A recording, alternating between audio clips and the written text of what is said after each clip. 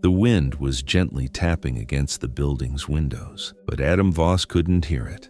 He couldn't, because for 23 years he had grown accustomed to that sound, and habit dulls the senses, just as it dulls pain, just as it dulls guilt. The single bulb in his room was flickering, a yellow, trembling light. Years ago he had planned to replace it, but plans are forgotten as they lose importance, and many things had lost importance by now. He looked at the leather-bound journal in his hand. There was no name written in golden letters on the cover, just a flat black surface. Inside, 40 years of notes from a 53-year-old man, his observations, his calculations, his losses. "If you want to be untouchable," he whispered to himself, reading the sentence on the first page of the journal, "you must first be willing to lose everything." Adam Voss had been born in a small town as the son of a man who carried flour sacks. His father's hands were always covered in white dust.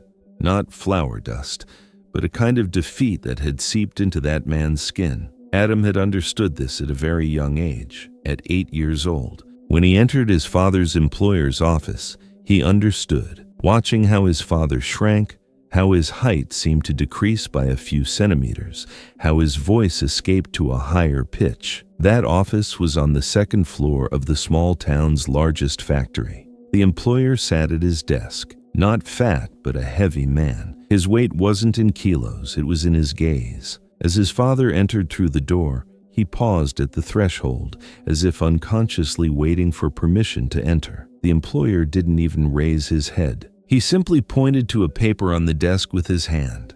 The father went and took it, nearly running. 8-year-old Adam was waiting in the corridor. When he saw his father come out, that man was completely different. Something was missing from his face. He later understood what was missing: his spine. Power physically diminishes people. This is not a metaphor. It is a biological reality. That night before going to sleep, Adam asked his father, "Why did he treat you like that?" His father was silent for a long time. Then he said, "Because I have nothing to give him." Adam never forgot that sentence. It was on his mind as he slept and as he woke. At 12 years old, he had written in his journal, "When you have nothing to give, you are nothing." Adam grew up. He studied. He worked. Whether he pursued opportunities or opportunities pursued him, he couldn't quite say. Perhaps opportunities watched over him. Perhaps he was simply in the right city at the right time. But he knew this: at every step he used someone's back as a stepping stone, and he never felt the weight of that someone. This wasn't about lacking a conscience. He had a conscience. He simply hadn't allowed his conscience to sit beside his power. He had learned the first law in a conference room. He was 34 years old. Across the table, a man sat in his chair, so settled it seemed the chair had been cast for him. That man, whose name we will not mention now, was not running a company. He was using the company like an organ. It breathed in and out, grew, occasionally cut off in discarded pieces. When Adam entered, he had extended his hand to shake. The man across from him hadn't seen that hand, or had seen it, and found it worthless. "What can you bring me?" he had said. No greeting, no name, just that question. Adam had frozen in that moment. One corner of his mind was screaming, "Doesn't he know who I am?" But a quieter, colder corner of his mind was whispering something different. This is it. This is the real question. Be useful before getting close. They don't listen to the man who talks about his dreams. They don't open doors for the man who presents his potential. You must show not what you could be, but what you are right now, what you can give right now, what weight you can carry right now. Desperation spreads like a scent. The powerful sense it from across the room, like an animal sensing prey, not from vibrations, from body language, from chosen words, from where the eyes escape. That day, Adam pulled his hand back. He sat down. He opened the file on the table. And he began to speak, answering the other man's question with a single word: everything. Usefulness is the first currency, but it carries a dangerous paradox within. When you are useful, you gain value, but a relationship built solely on usefulness collapses on its own when your usefulness runs out. It took years to understand this. One morning, Adam found himself sitting and thinking, how many years had I been useful to someone? And when those someones felt how little use I had left, what did they do? The answer was written on the 13th page of the journal. A single word. They forgot. He had learned the second law in a cemetery. This was not a metaphor. It was real. He was at a colleague's funeral. Adam knew almost nothing about that man. They had worked together for years. They had walked the same corridors, but he didn't know what that man wanted, what he feared, what he thought about at night. Someone was crying at the funeral, a woman. When he asked who she was, they said, his sister. Adam looked at that sister. The woman was so shattered at the head of the coffin that her grief couldn't fit inside her body. It was overflowing, surrounding everything. Adam watched her for a long time, and for the first time, he felt something strange. Envy. Not envy of the grief, envy of that bond. To feel someone's death this deeply, you must have taken that someone so deeply inside yourself. Adam realized that day that there would be no one to cry like this at his own funeral. Then he immediately chased away this thought, harshly, because these kinds of thoughts are the loopholes of the laws. Everything you share can one day be turned against you, not only by enemies, by those who love you as well. Sometimes the deepest wounds are opened by the hands of those who know you best.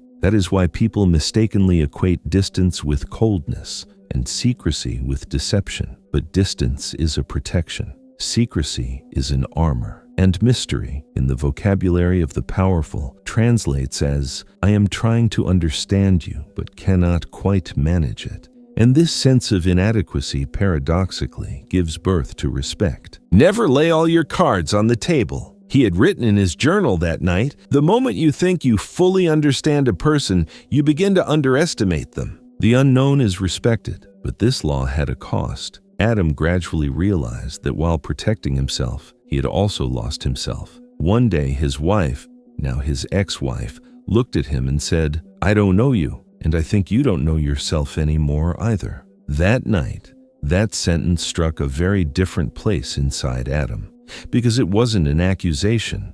It was a diagnosis, and the worst diagnoses come not from doctors, but from people who love you. Because love is sometimes the sharpest surgeon. That night, Adam stared at his wife's face for a long time. Once he had wanted to see that face every morning. Now it was like a mirror, reflecting something he didn't want to see. He hadn't answered. He had stayed silent, because he had long since internalized the sixth law, speak less than necessary. But that night, his silence was not a show of power. It was genuine helplessness. And no one had seen this difference. Perhaps not even him. His wife stood up and left the room. She closed the door very slowly. Screaming, slamming might have been easier perhaps, but that slowness was the sign that something inside had ended. Slowly, closing doors stay closed forever. The third law had come after a cocktail party. He was at the 50th birthday party of the head of a large steel company. A crowd was standing at the front entrance.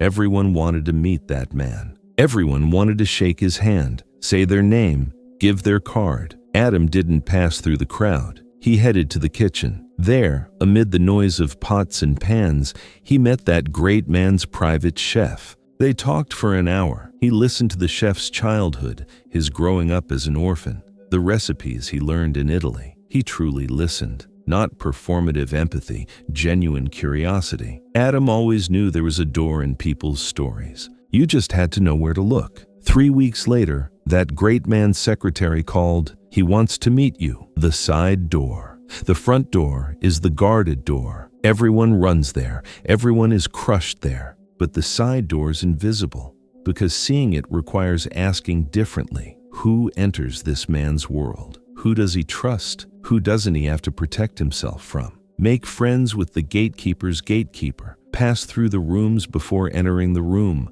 When you stand before the powerful man, you are no longer a stranger. He has heard of you. Something positive from someone's mouth. This is patience, wild and calculated patience. And patience is the most powerful weapon most people cannot use because it is unbearable. It requires not just waiting, but growing while waiting. Not motionless, but rooted and deep. He had learned the fourth law by accident. In a meeting, he had gotten excited, talked about his own ideas, his own past, his own analysis, at length, passionately. The man across from him had listened politely, had smiled politely, had changed the subject politely. Adam later understood, nobody wants to hear your story. When you mirror someone, you create an unconscious bond. They don't know why they feel understood. They just feel it. And people turn toward those who make them feel good about themselves. They turn like sunflowers. But this law too had a dark side. After a while, Adam had forgotten whose reflection he was reflecting, turning one way for the powerful man at the table, being something else at home, something entirely different among friends, yet another person in the company corridors, a different mask everywhere. Beneath every mask, another mask, and sometimes the masks become so intertwined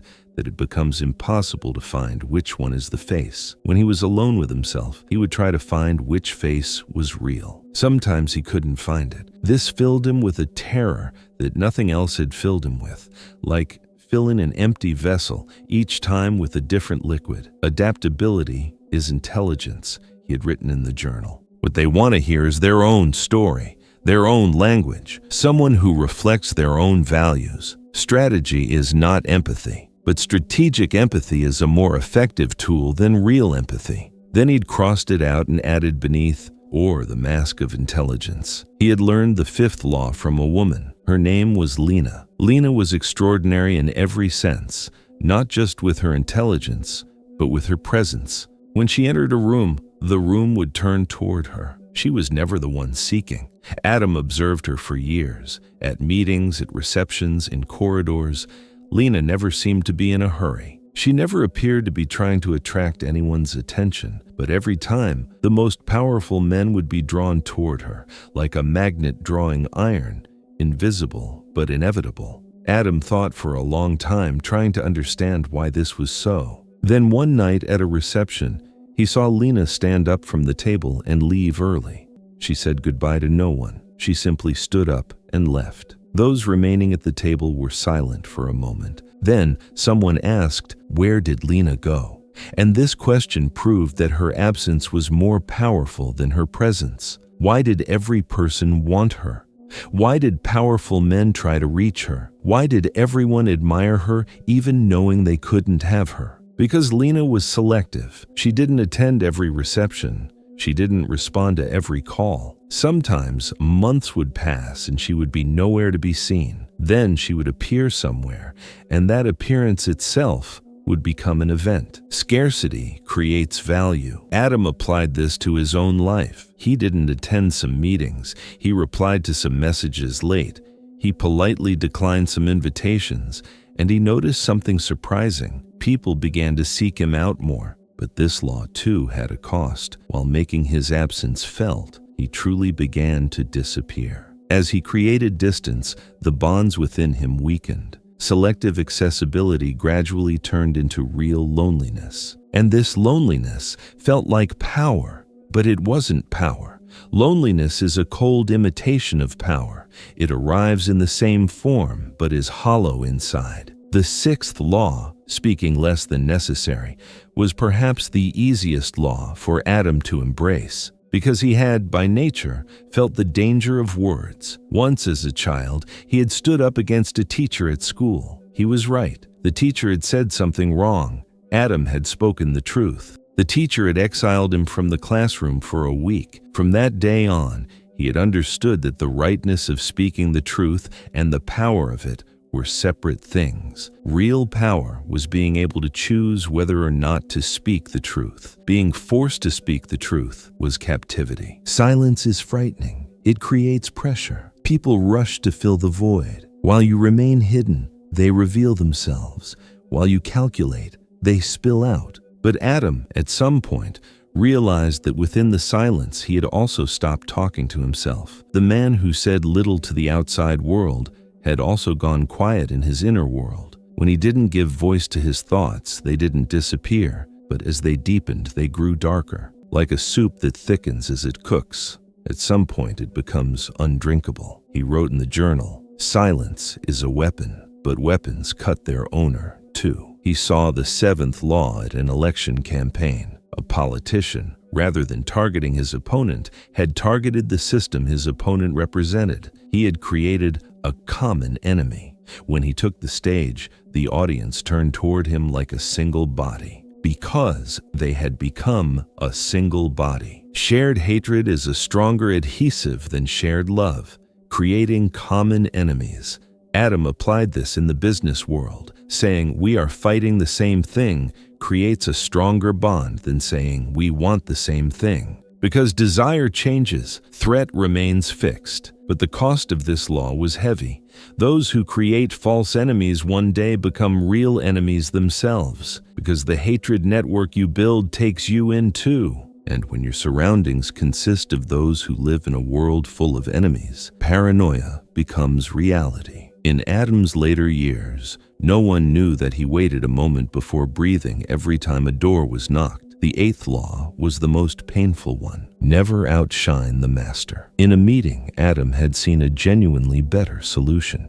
He had presented it clearly, directly, brilliantly. The man at the head of the table had frozen, had smiled. 2 days later, Adam's contract had not been renewed. Egos are fragile. The powerful did not reach their positions by tolerating those who threaten their status. Their identities depend on being exceptional. And when you, even unintentionally, damage that sense of being exceptional, something dangerous flashes in their eyes, cold, calculated danger. So what do? You whisper your ideas so they come out of their mouths.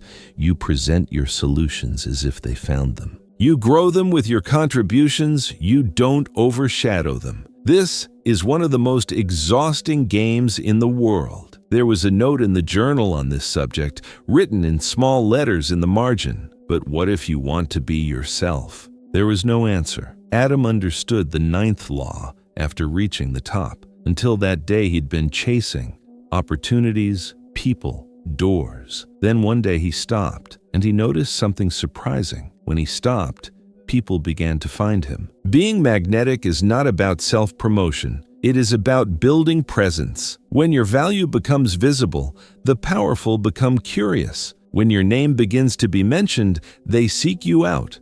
The chaser has no power. All the power belongs to the one being chased. But Adam also realized this. Being chased brings its own traps. When everyone is seeking you, who are you seeking? When everyone is coming to you, where are you going? One morning, he looked in the mirror and asked himself, what am I outside of these laws? The answer didn't come. For a long time, it didn't come. The 10th law, reputation. This was the law Adam understood best, because he had seen in his own life how fragile reputation was, how long it took to build, and how quickly it could be destroyed. A rumor in the wrong hands takes the place of millions. A whisper reaching the right ear invalidates years of work. Protect your reputation at the cost of your life. Adam had internalized this with such intensity that after a while he had begun doing things that weren't genuine in order to protect his reputation. The reputation had been built on decisions that contradicted himself, and this contradiction was opening a deeper crack inside him with every passing year. At some point, Adam realized his reputation was no longer a part of him. He was a part of his reputation. Who he was had shrunk in the shadow of how he appeared. The pages in this section of the journal were the most worn, read, erased, rewritten. The 11th law, use your enemies. Adam's greatest enemy was himself. But admitting this would collapse the entire structure of all the laws. As for his external enemies, yes, he had learned from them. Yes, sometimes old enemies had become allies. But there was something the use your enemies law didn't say. When you instrumentalize your enemies, you begin to see all human relationships as instrumental. Both enemy and friend become merely figures with a function. And one day, you look around, you have tools beside you, but no people. The 12th law, appeal to self-interest, never to mercy. Adam found this law theoretically completely correct. In practice, however, one night while taking his elderly mother to the hospital, he hadn't asked the nurse at the door, "What's in it for you?" Because in that moment, he had stepped outside all the laws and become simply a son. He had spent hours in a plastic chair in the hospital corridor. His mother was inside. Adam sat outside, looking at his hands. His father's flour-dusted hands came to mind. Then his own clean, well-kept hands. The distance between them was not just generations, it was something inside, and he had marked that night as the night he returned to most often in his journal. The 13th law: think as you like, but behave like others. This was perhaps the most dangerous law, because how long can you sustain this duality? How long can you be one thing on the outside and another on the inside? Psychologists call this cognitive dissonance, but over the years Adam had given it another name: fragmentation. One morning when he woke up, he didn't know which side was real: the performance, the interior, both, neither. The mind was a separate kingdom, but that kingdom's doors no longer opened outward. And inside, in the silence of long, unspoken things, a particular kind of loneliness had grown. Silent, root-taking, invisible loneliness, the most dangerous kind. Adam came to the last page of the journal. He was 53 years old. He was powerful. No one would dispute this. He was protected. He was connected. He had applied the 13 laws nearly perfectly. The fountain pen in his hand trembled. He wrote, "I have succeeded in becoming untouchable. So what has this gained me?" He waited for a long time. The bulb flickered. Then he answered himself, honestly, perhaps more honestly than he ever had. No one can touch me, because no one can truly see me, and I can no longer see myself either. He looked out the window. The city's lights, when viewed from a distance, are beautiful. When you come close, you see that each one has a source: a lamp, a screen, a fire. They don't stop being beautiful, but they become something else, more real, more complex, more tiring. Adam had managed his life from a distance from these lights for years. Distance provides clarity, he had thought, but distance also eliminates warmth, and a man who has been in the cold for a long time eventually stops noticing the cold. He closed the journal. He left it on the table. He got up and went to the kitchen. He made tea, simple, plain tea. Tea with no laws, no strategy, no calculation. He wrapped his hands around the cup. The warmth worked its way into his fingers. This was perhaps the most real thing he felt that night. The 13 laws are real. They work. They are effective in circles of power. To deny this is to comfort oneself with innocence. But there is something the laws don't say. As you apply these laws, the person who applies them changes. Every rule is like a small surgical intervention. Every strategy prunes some things and grows others. And over the years, it becomes difficult to remember who you were at the beginning. What desires drove you onto this path? What first pain created the thing that led you to learn these laws?